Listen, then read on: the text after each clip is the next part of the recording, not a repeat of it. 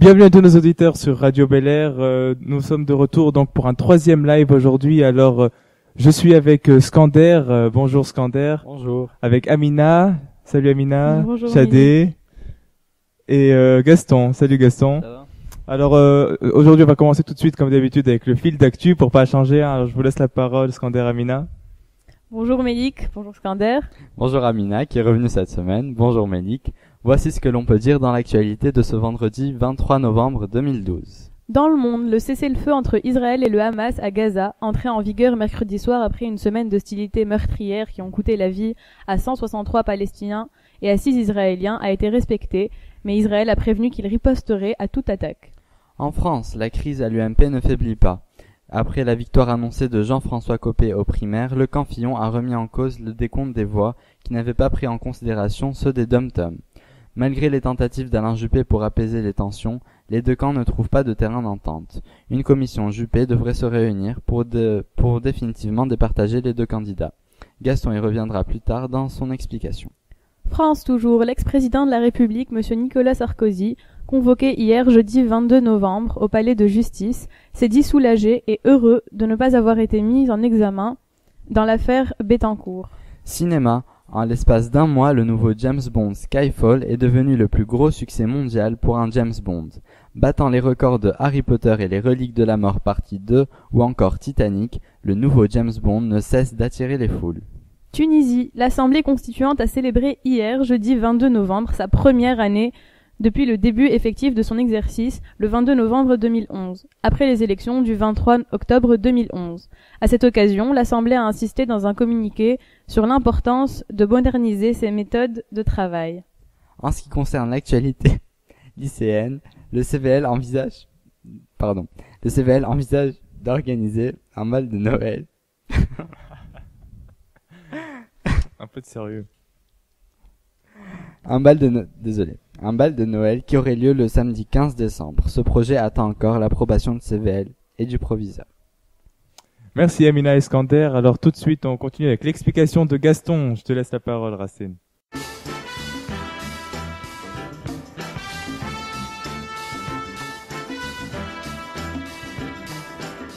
Alors oui, en effet. Alors comme l'a rappelé Skander, l'UMP est en crise. L'UMP, je rappelle ce que ça veut dire, c'est l'Union pour un mouvement populaire. Ça a été lancé il y a une dizaine d'années, et c'est le grand parti de la droite démocratique française. Ou plutôt était. Jean-François Copé et François Fillon déclarent une guerre. Chacun pense qu'il est le vainqueur. Chacun critique les fraudes qui ont eu lieu dans les deux camps. Copé parle de fraude massive dans les Alpes-Maritimes, alors que Fillon rappelle que les voix de 3 départements et territoires d'outre-mer n'ont pas été comptabilisées. Mais il n'y a pas une instance qui est chargée de vérifier la régularité des actions? Et si, c'est la COE, c'est la Commission d'organisation et de contrôle des opérations électorales. Elle a été beaucoup critiquée. En effet, ces territoires d'outre-mer ont été oubliés, et la COCE a admis son erreur. Le plus grave, c'est que ces départements auraient permis de permettre à François Fillon d'être élu. Donc le camp Fillon critique donc ce score qui est biaisé. Et qu'est-ce qu'il faut faire alors? Alors le camp Fillon propose une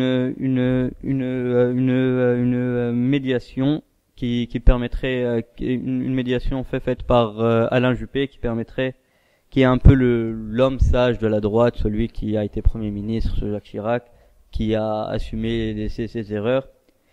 Et on propose donc à Alain Juppé de prendre la fonction de président de l'UMP, et le temps de trouver une solution assez litige. Voilà. Merci Gaston d'avoir clarifié ce point pour nous. Alors maintenant c'est au tour d'Amina qui va nous faire son vide-grenier. Alors vas-y Amina.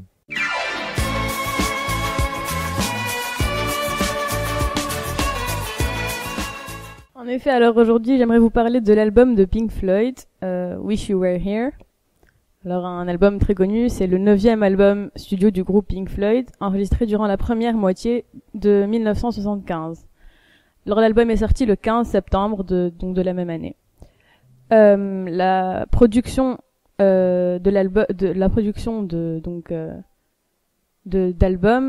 n'est pas assez grande pour satisfaire la demande. Donc c'est un album qui a rencontré un succès commercial immédiat. Et selon moi, il est clairement le meilleur album de Pink Floyd. D'ailleurs, il apparaît dans de nombreux classements musicaux, dont celui des 500 plus grands albums de tous les temps, dans lequel il occupe la 209e place. Donc cet album, en fait, est dédié à Syd Barrett. En fait, après le succès de The Dark Side of the Moon, les membres du groupe regrettent que Syd ne soit plus avec eux. En effet, il est un des membres fondateurs du groupe, Pink Floyd donc, et en est exclu en 1968 à cause de son comportement instable, notamment imputé à sa surconsommation de LSD. Et la chanson Wish You Were Here, donc J'aimerais que tu sois là, est souvent mal interprétée comme étant une chanson d'amour, alors qu'en fait elle parle de Syd. L'un des événements les plus notables survenus durant l'enregistrement de Wish You Were Here a lieu le 5 juin 1975. Donc le groupe est sur le point d'achever le mix final de Shine On lorsqu'un individu corpulent au crâne et aux sourcils rasés entre dans la pièce. Là, Waters commence par ne pas le reconnaître, de même que Wright. Celui-ci imagine qu'il s'agit d'un ami de Waters et demande à ce dernier de qui il s'agit, mais réalise finalement qu'il s'agit de Syd Barrett.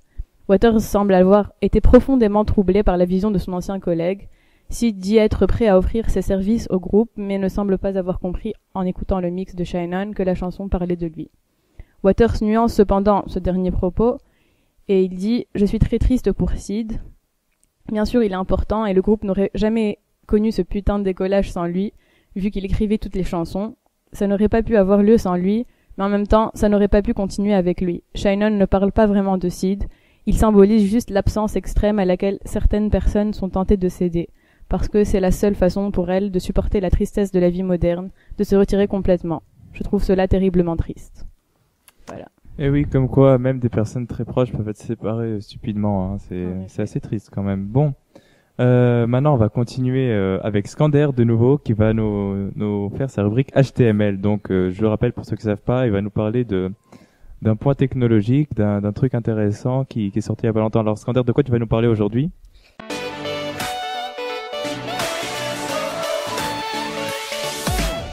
Alors, pour cette troisième chronique HTML, je vais vous parler tout d'abord de l'avenir, qu'il est maintenant possible de connaître grâce aux recherches d'un chercheur de MIT. Et pour l'appli de la semaine, on parlera d'une appli très pratique qui s'appelle Ricton Maker. Donc, tout d'abord, je me suis penché cette semaine sur l'étude d'un chercheur qui pense avoir élaboré un algorithme qui permettrait de connaître à l'avance les sujets populaires sur Twitter. Donc les trending topics, comme on les appelle sur Twitter. On pourrait en fait, à partir des données que fournit Twitter sur ce que tweetent les gens en direct, on pourrait connaître à peu près une heure et demie à l'avance les sujets qui vont devenir populaires et ceux qui ne le seront pas. Le chercheur déclare lui-même que les affirmations qu'il avance sont fiables à 95%, qui a un bon taux de fiabilité. D'après lui, le concept est très simple. On traduit de manière mathématique les comportements de la population. C'est une idée de modèle qu'avait déjà lancé Google il y a quelques années maintenant, et qui pensait pouvoir prévoir les épidémies ou les virus à partir des mots que recherchaient les gens sur le moteur de recherche. Donc c'était très pratique, et en plus, ce qui est impressionnant, c'est qu'il y a plusieurs mots qui ont été recensés. Pour par exemple une épidémie de grippe, on pouvait retrouver des mots qui n'avaient rien à voir avec la grippe, mais qui étaient quand même pris en compte dans l'algorithme. Cette idée pourrait s'avérer révolutionnaire. C'est une nouvelle façon de voir l'étude statistique, et ça pourrait s'appliquer à des domaines beaucoup plus importants, comme les fluctuations de la bourse ou encore la durée d'un trajet de bus. Par contre, les plus sceptiques disent que ce n'est pas une technique à laquelle on pourra se fier dans le temps, car le nombre de facteurs à prendre en compte est bien trop important pour le traduire mathématiquement. Ah oui, c'est impressionnant quand même. Et sinon, il y a un point qui a retenu mon attention. Tu parlais tout à l'heure pour l'épidémie de la grippe, de mots qui avaient rien à voir mais qui étaient recherchés quand même et pris en compte dans l'algorithme. T'as pas des exemples par hasard? J'ai pas retenu d'exemple particulier, mais je me souviens, enfin voilà, c'est des mots qui n'ont pratiquement rien à voir. Par exemple, tu peux chercher Britney Spears, ça peut rentrer dans l'algorithme d'une grippe. Enfin Ouais, voilà, c'est large quoi. c'est un mot, voilà, c'est une tendance de la population. Mhm. Donc maintenant pour l'appli de la semaine, je vais vous parler de Ringtone Maker. J'ai mis 4 étoiles à cette application. La note sur iTunes est de 4 étoiles et demie. Donc cette application fait littéralement des miracles. C'est-à-dire que une des particularités de l'iPhone, pour ceux qui le savent, c'est que on peut pas définir une musique comme sonnerie. C'est assez embêtant avec l'iPhone. Donc cette application propose la solution. C'est une application très pratique qui permet à travers des découpages de chansons de notre bibliothèque musicale et des effets de fondu de créer sa propre sonnerie et ainsi de se différencier des autres qui ont finalement tous les mêmes sonneries qu'on connaît par cœur. Donc voilà, moi c'est une application qui me sert beaucoup, que j'utilise et ma sonnerie est issue de cette application. Donc je la conseille vivement à tous ceux qui possèdent un iPhone. Voilà. Ah oui, c'est sympa comme application. Ça permet de personnaliser un peu. Ça donne une petite touche de joie et de bonne humeur à nos sonneries téléphoniques. Donc maintenant, on va finir le live d'aujourd'hui avec ma rubrique et celle de Shadé, Bazooka et Hawks Calibur. On va vous parler donc d'un Buzz et d'un Hawks qui font parler d'eux en ce moment. Alors c'est Shadé qui va commencer, il va nous parler du Buzz. Alors vas-y Shadé.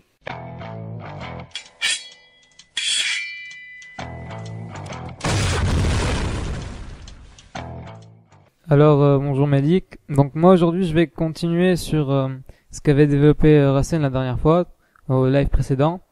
À savoir, il avait parlé des vidéos postées par l'armée israélienne pour faire de la propagande et justifier ses actes. Eh bien, moi aujourd'hui, je vais vous parler des vidéos de soutien pour la Palestine et d'opposition envers Israël, et notamment celle d'un juif américain en fait qui proteste contre l'occupation israélienne. Je pense que tu l'as vu, Malik. Oui, bien sûr. Oui, c'est vraiment horrible. Donc, il se trouve en plein milieu d'une manifestation en Israël de soutien pour la Palestine. Donc il est entouré de plein de gens, ils sont recroquevillés autour de la caméra. Et puis il a eu le courage de parler librement et d'exposer, c'est-à-dire son point de vue. Il trouve que l'occupation israélienne n'est pas juste et qu'il devrait se retirer. Et il y a l'armée israélienne, je crois, c'est ça. Ils viennent l'embarquer devant tout le monde et le taper et le mettre par terre, le ridiculiser devant tout le monde. C'est à croire qu'on n'a pas le droit de donner son avis en Israël, et la liberté d'expression vraiment elle est bafouée là-bas. Je trouve que c'est inacceptable. Je sais pas ce que t'en penses. Oui, t'as tout à fait raison. C'est un acte très courageux, je trouve, de la part de ce jeune juif. Si vous n'avez pas vu la vidéo, je vous conseille vivement d'aller la voir. Moi, je trouve que c'est très touchant.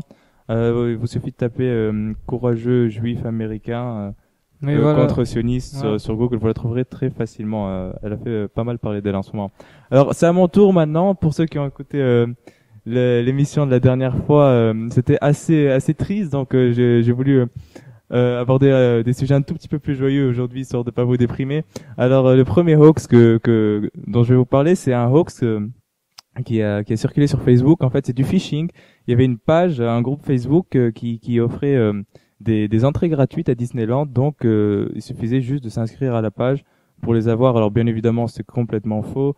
Les responsables de Disneyland ont confirmé que ce n'était pas une de leurs offres promotionnelles. La seule chose qu'on avait à gagner en s'inscrivant à ce genre de groupe, c'est c'est de crouler sous les spams donc du créateur de la page. Alors pour éviter ça, c'est simple, il suffit d'aller vérifier quand vous voyez ce genre de trucs sur Facebook sur la page officielle des organismes concernés. Vous saurez immédiatement si c'est vrai ou pas. Voilà, la solution est simple. Et le deuxième hoax, c'est une photo qui a fait pas mal parler d'elle en ce moment, une photo de Valérie Trierweiler, sur laquelle on voit Valérie donc affublée d'un magnifique doigt d'honneur, l'assistance présente. Alors bien évidemment, c'est un photomontage, c'est pas ça s'est pas vraiment passé. Bon, on peut le savoir de plusieurs façons. Par exemple, sur cette photo, elle porte un vernis rose qu'elle porte sur aucune autre photo de la journée. Et puis il y a plein d'autres détails qui trompent. Mais bon, cette photo a fait beaucoup parler d'elle, donc surtout dans l'opposition. Et c'est assez amusant. Vous pouvez jeter un coup d'œil si ça vous tente. Voilà. C'est tout pour aujourd'hui. On va vous laisser. Hein. J'espère que vous avez apprécié l'émission autant que nous, on a apprécié la faire pour vous. Rendez-vous la semaine prochaine pour un prochain live. Ciao.